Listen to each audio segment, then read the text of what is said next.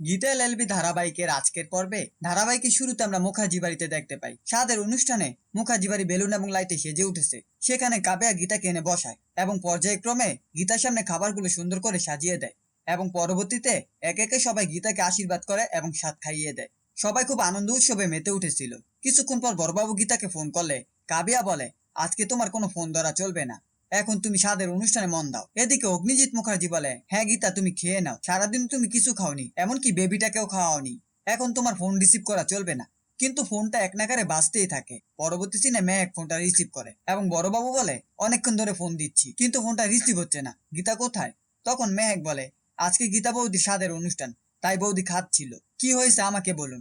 তখন বড়বাবু বলে, অনেক খারাপ খবর আছে একটা, তবে আমি আপনাদের বাড়ির কাছেই চলে এসেছি, আমি এসে বলছি। ফোনটা কেটে গেলে মেঘ গীতার কাছে গিয়ে বসে।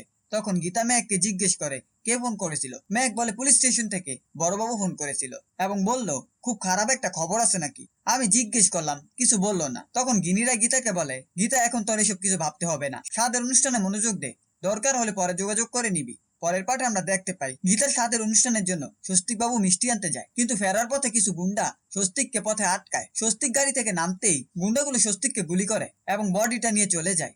একটু মোড় ঘুরে আমরা দেখতে পাই গীতা স্বাদের অনুষ্ঠানে স্বাদ খেতেই যাবে।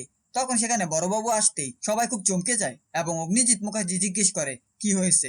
তখন বড়বাবু বলে, আমি আপনাদের খবরটা কিভাবে দেব সেটাই বুঝতে পারছি না।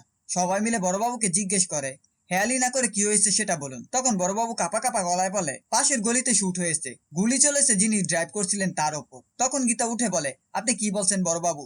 কে ড্রাইভ করছিল? আপনি কার কথা বলছেন? বড়বাবু কান্না করে আর বলে, গাড়িতে অনেক মিষ্টির প্যাকেট ছিল। তখন মেহেক বলে, ছোটদা ভাই তো মিষ্টি আনতে গিয়েছিল। মেহেকের কথা শুনে বড়বাবু বলে, হ্যাঁ, ওটা স্বস্তিকের গাড়ি ছিল এবং স্বস্তিককে গুলি করা হয়েছে এবং বডিটা ওনারা নিয়ে গেছে। বড়বাবুর কথা শুনে সবাই খুব ভেঙে পড়ে এবং কান্না করতে থাকে, কিন্তু গীতা কোনো কথা না বলেই চুপ হয়ে যায়। সবাই গীতাকে কথা বলানোর চেষ্টা করে, কিন্তু গীতা যেন পাথরের মূর্তি হয়ে গেছে। একটু পর বড়বাবু স্বস্তিকের শার্ট এনে গীতাকে দিয়ে বলে, এটাই ছিল মুখার্জির শার্ট। পরবর্তী সিনে আমরা দেখতে পাই গীতা শরীরের সমস্ত গয়না খুলে ফেলে আর বলে, বড়বাবু, আমি আবার কোর্টে যাব, স্বস্তিক মুখার্জি খুন হয়েছে, তাই তো আমি এফআইআর করব। এদিকে অগ্নিজিৎ মুখার্জি গীতাকে জড়িয়ে ধরে কান্না করে। শেষ সিনে আমরা দেখতে পাই স্বাদের অনুষ্ঠানে থাকা কাবেয়াকে বিষ্ণুদেব ফোন করলে সবার আড়ালে গিয়ে কাবেয়া বিষ্ণুদেবকে ফোনে বলে, কাজ হয়ে গেছে, আমি তো এটাই চেয়েছিলাম, আমি স্বস্তিককে পাইনি আর কারো হতেও দেব না। আমি ঠিক যতটা যন্ত্রণা পেয়েছি, কষ্ট পেয়েছি, তার থেকে বেশি কষ্ট আমি দেব গীতাকে। গীতা মরতেও পারবে না, ঠিকভাবে বাঁচতেও পারবে না। আপনি গীতাকে ভালোবেসে ওর পাশে থাকেন।